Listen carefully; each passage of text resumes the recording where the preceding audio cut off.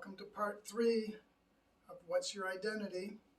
We're going to be proving trigonometric or trig identities again, these two in particular. Now we're going to use compound angle formulas. I guess you could call them identities.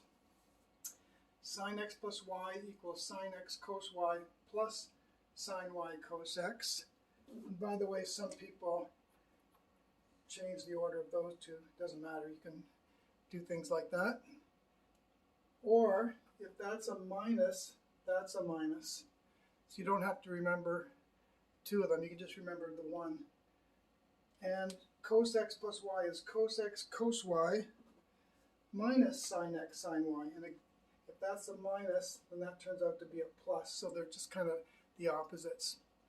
So let's use those to prove these two.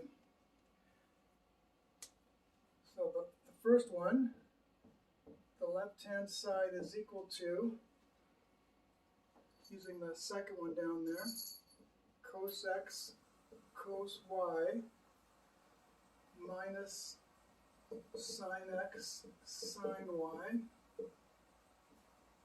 times cos x cos y plus sine x sine y. Now, when you do these proofs, you shouldn't leave out many steps, because otherwise the teacher might think you're just kind of fudging it. But I'm going to kind of do that here because these are identical, except that's a minus, that's a plus. So the middle terms are going to add up to 0. We've seen that recently in another video. So I'm going to get this times this, which is cos squared x times cos squared y minus sine squared x sine squared y. Because if I multiply those two, it's exactly the same as those two, except the second one's minus, so they add up to 0. Okay, now what? Again, I haven't done these before, so I'm just winging it, thinking out loud.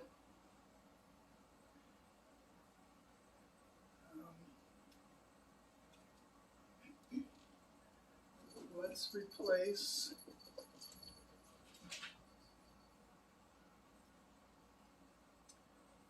the second part here.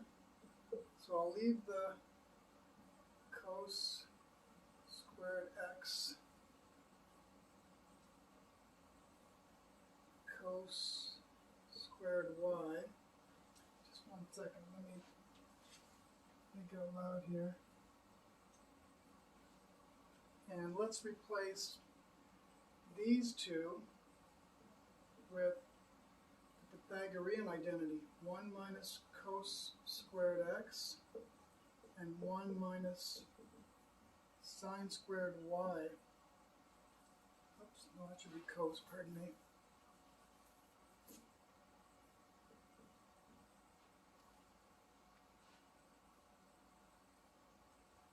And now, let's multiply out these two. So I get cos squared x, cos squared y. I get 1 from the beginning, so minus 1. I'm going to get minus cos squared y, but with that it's going to be plus cos squared y. And I'm going to get a minus cos squared x, but with that minus, then it's plus cos squared x. And I'm going to get plus cos squared x, actually minus, when I multiply minus times that, minus cos squared x, cos squared y. Aha! So, this and this add up to 0. So I get cos squared y plus cos squared x minus 1. Well, that's a bit of a relief. Wasn't sure we were going to get there.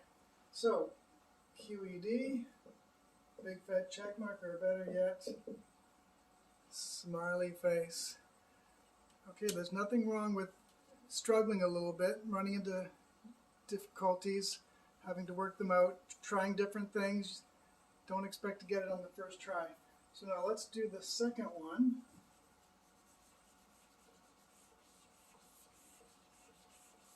Forgive the mess here.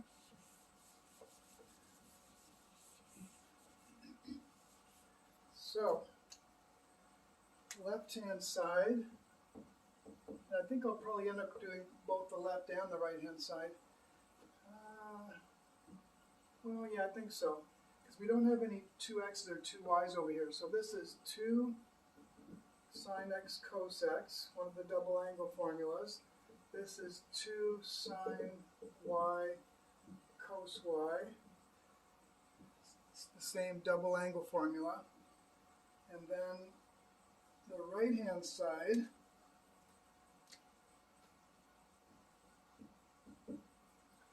is 2 times the first one. So sine x cos y plus sine y cos x times this one. Don't forget to put these brackets there. And that's going to be with the minus sign, so times cos x cos y plus sine x sine y. Okay, I don't need these anymore, so let's get rid of those. So it looks like we have to expand. That's one of the techniques. So I'll leave the 2 alone. If I multiply the first term in each bracket, I'm going to get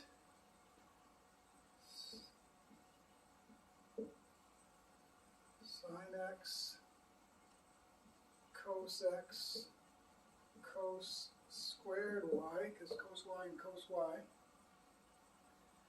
And then if I do the outside, I'm going to get sine squared x cos y sine y. This one times this one. The order doesn't matter in which you write these down. And if I do the inside too, I'm going to get cos squared x from here and here times sine y cos y. I'm going to put the cos y first, just so it agrees with this one. And finally, if I do the last one, I guess I'll have to put it down here for the sake of space. Not good to go to another line, but I'm going to get sine squared y cos x sine x. And I'll put the sine x first, just like I did over here. And the order doesn't matter in most of those terms. So keep an eye on the left-hand side here. What can I do next? Okay, let's look at these 2 terms. They both have a sine x cos x. So if I factor the sine x cos x, I'm going to get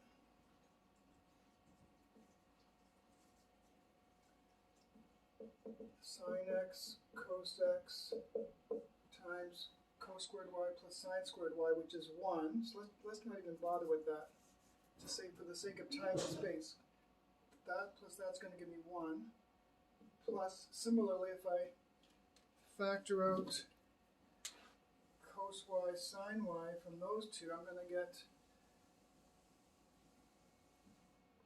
cos y sine y times in brackets sine squared plus cos squared. That's again 1. So is that the same as up here? 2 sine x cos x, check. 2 cos y sine y, check. Although the order is different, doesn't matter. So wow, we did it. I have my doubts there. So we finish off with QED, big fat check mark, or better yet, smiley face. So they can be long and messy. One mistake and you're dead, so be very careful. You might want to check each step before you go on to the next line to make sure you haven't made any mistakes. All right, stay tuned. We've got some more interesting ones coming up. See you later.